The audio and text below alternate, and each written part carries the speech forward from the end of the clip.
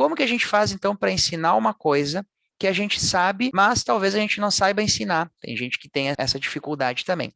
Como que eu fiz? Eu vou explicar o que eu fiz.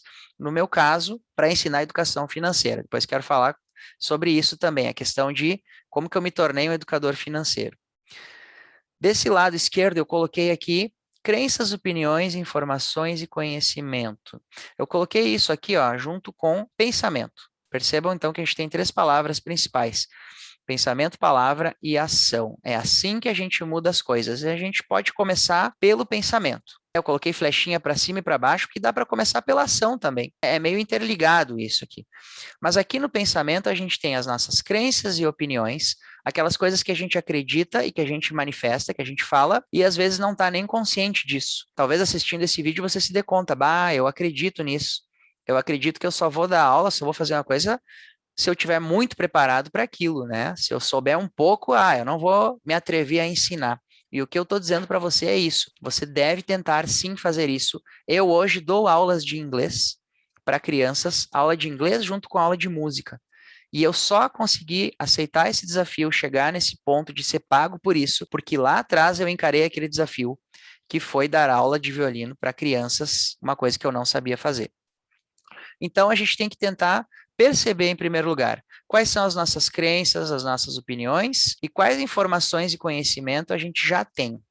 E aí fazer um upgrade, né? E a gente aumentar as nossas informações, buscar novas informações, buscar um conhecimento mais amplo. O que é conhecimento? Por que é diferente de informação? Informações são pedacinhos de conhecimento soltos. O conhecimento é quando a gente organiza isso num todo que faz sentido. Quando a gente tem, por exemplo, um método para ensinar alguma coisa, e é aqui que eu queria chegar depois. Eu vou chegar aqui já já. Novas crenças e novas opiniões também são importantes. Isso tem muito a ver com essa questão de a gente se limitar, da gente acreditar que a gente não é capaz. Primeiro, a gente tem que começar fazendo, para depois acreditar. Então, mesmo que você não acredite que você é capaz de dar aula, tente. Dê uma aula de graça para alguém, por exemplo. É uma ótima forma de você começar. Você vai se dar conta das dificuldades que tem no processo e talvez você já tenha até ideias sobre um método próprio, um método seu para ensinar pessoas que estão começando a aprender alguma coisa. Conhecimento mais amplo significa que eu tenho um monte de informações, eu sistematizo essas informações, eu organizo elas. Primeiro eu vou começar ensinando isso e não isso aqui. Já estou organizando a informação, né? Em termos de educação financeira, por exemplo, a primeira coisa que eu ensino as pessoas a fazerem é fazer um levantamento da situação delas, um diagnóstico financeiro. Antes de qualquer outra coisa, faz um diagnóstico financeiro. Por quê? Porque aí você vai tomar decisões, você vai fazer escolhas que são adequadas para você neste momento, né? Investir é uma coisa boa? Investir é ótimo, mas se você estiver endividado, pode ser a pior decisão da sua vida começar a investir.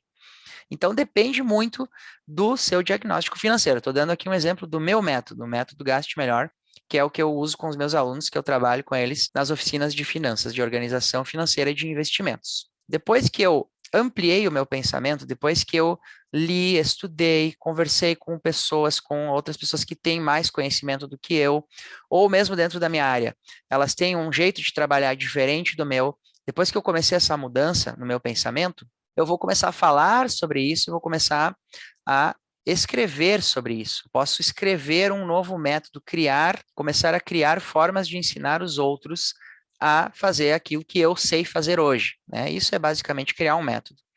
Então, a palavra é uma forma da gente organizar o nosso pensamento. Aqui as coisas ficam meio caóticas, né? A gente pensa em muitas coisas e muitas vezes o nosso pensamento não tem uma sequência lógica.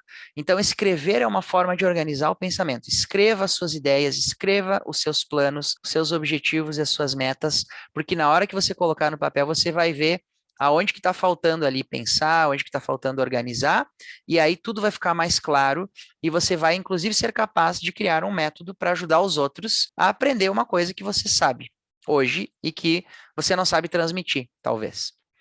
Então, a palavra ela vai ajudar a transformar os pensamentos em ações. A gente vai sair daquela coisa que a gente está só imaginando e a gente vai começar a transformar isso num curso e vender para as pessoas. Isso é a ação. Eu tenho que agir para fazer isso, né?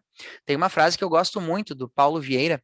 Ele é um coach bastante famoso até, tem vários livros, ele escreve livros excelentes, e ele tem essa frase: tem poder quem age. Quando você fica só no pensamento, só no estudo, você está limitado, você não tem a força que você teria se talvez tivesse estudado um pouquinho menos e já tivesse começado a ensinar, porque aí você já ia gerar renda, já ia gerar impacto nas outras pessoas. E isso talvez até te estimulasse a fazer isso cada vez mais. Muita gente que eu conheço está nessa situação de ficar só estudando, de ficar só no pensamento, não coloca no papel os seus planos para ajudar os outros, para espalhar o seu conhecimento e poderia estar ganhando dinheiro com isso. Então a gente tem que concretizar aquilo que a gente estava pensando através da palavra, mas a gente também pode começar direto pela ação. Veja que a ação aqui tem uma flechinha subindo que vai para a palavra e depois para o pensamento.